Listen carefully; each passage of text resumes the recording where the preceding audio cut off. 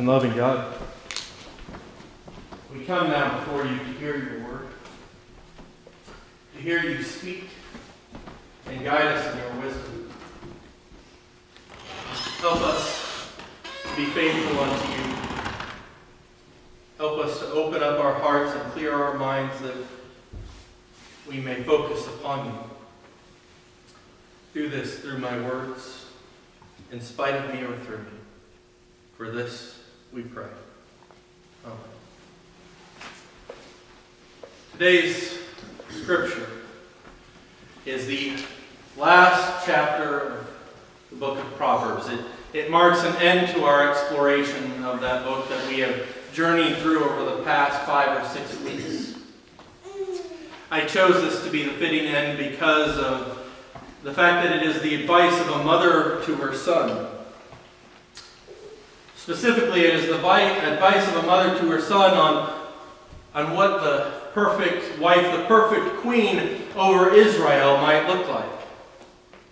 And as I read it, I thought about how the description of the perfect wife for King Lemuel was really a great description for a Christian disciple. But more than that, I thought about how so many of the qualities that are described about this woman are the qualities that I think most of us have probably seen in our own mothers. Qualities that deserve to be honored and appreciated. And so, as we look at the book of Proverbs and we look at this description of the most excellent wife, the perfect woman to marry, keep in mind that it is written in a time where men dominated society and women were not allowed to own property or do business transactions. In that sense, it is ahead of its time in that it is God encouraging and saying that the perfect wife is actually great at business acumen and investing. That she takes charge. And that she actually buys properties and things. But also keep in mind that it is written over 3,000 years, and some of the expectations are probably a little out of date. But the virtues, I think that they represent, are probably still just as valid.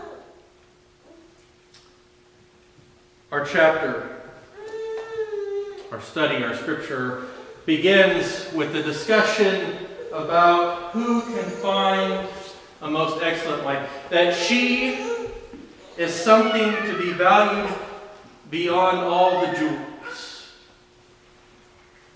This description continues to talk about how she is meant to be a woman that the man can place all of the trust of his entire heart into. She is not something to possess, but rather she is someone to whom he can partner with. Someone he can open up his innermost secrets and share his deepest and darkest fears, to share his lowest of lows and celebrate with in his most joyous of triumphs. The perfect wife, the perfect woman, according to this mother, is one who is willing to work hard. Sometimes she may even work harder than her husband, but so many times that is often the case.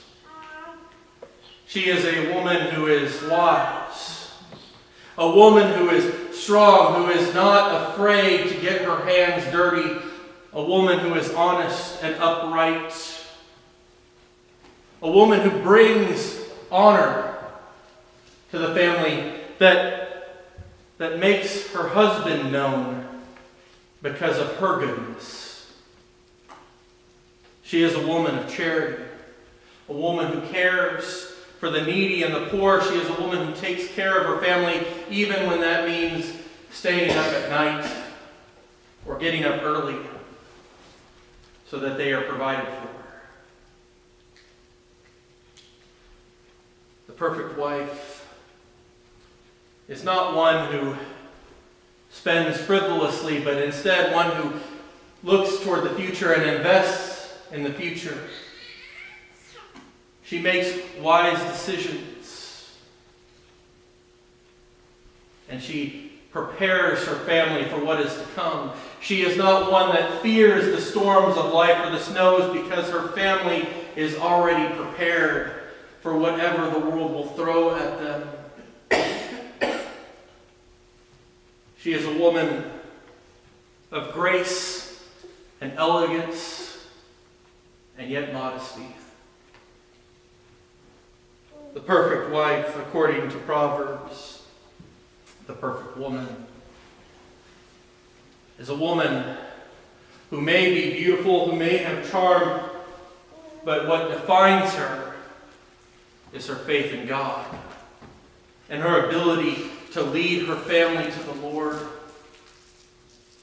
The perfect woman is confident in all that she does, not relying on others, but instead taking charge and getting stuff done. She's a woman whose children grow up to bless her and thank her for all that she's done in their lives, whose husband looks at her and can say that many other women in the world have done well, but in all aspects you have far surpassed all of them. She's a woman who deserves to reap all of the rewards of her work, who deserves to be honored and cherished above all else. As I thought about these descriptions, I thought about how my mother, and I hope most of your mothers, have fulfilled many of these virtues. I thought about all of the countless times that my own mother would spend all day preparing a meal like Thanksgiving dinner. I thought about the times where she was willing to work an 8-hour day just like my stepfather or my father, and yet come home and take care of the house and the kids. Not complaining. How she worked harder and did more, and yet somehow, for some reason, seemed to get less respect and less compensation. And yet she didn't complain. She fought for what was right. She continues to fight for what is right. She won't let anyone tell her what to do. And she takes care of all of her kids. I hope that some of this description of the perfect woman, the perfect mother, is something that you see in your own lives, something that you want to celebrate, that her legacy may be lived out through your lives, that as you live into the honor, the integrity, into the values that she taught you, as you remember the sacrifices that she made so that you could be who you are today. I hope you appreciate her.